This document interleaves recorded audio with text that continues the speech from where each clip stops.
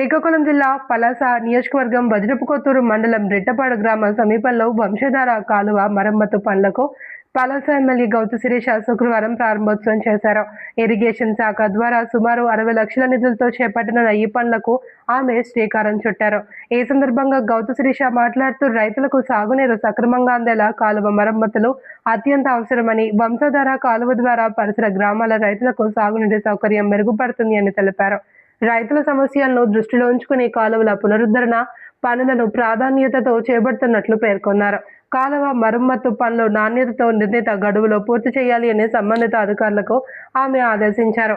సాగునీరు పంపిణీలో రైతులకు ఎలాంటి ఇబ్బందులు తలెత్తకుండా ముందస్తు చర్యలు తీసుకోవాలి అని సూచించారు. ఈ కార్యక్రమంలో నీటి సంఘం నాయకులు, మున్సిపాలిటీ నాయకులు, మండల నాయకులు, మహిళలు, కార్యకర్తలు, స్థానిక ప్రజలు తదితరులు పాల్గొన్నారు.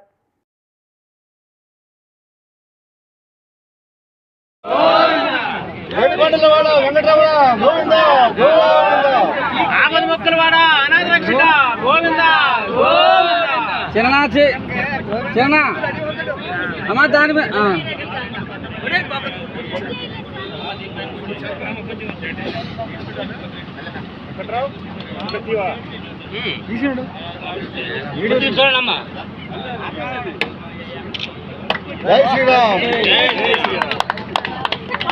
నమస్కారం పెట్టండి అమ్మ, నమస్కారం పెట్టండి.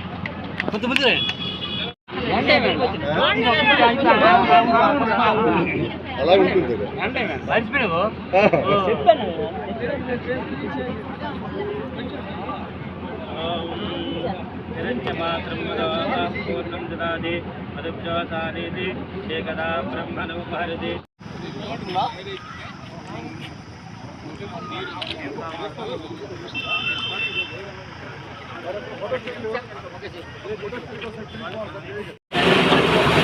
అన్నా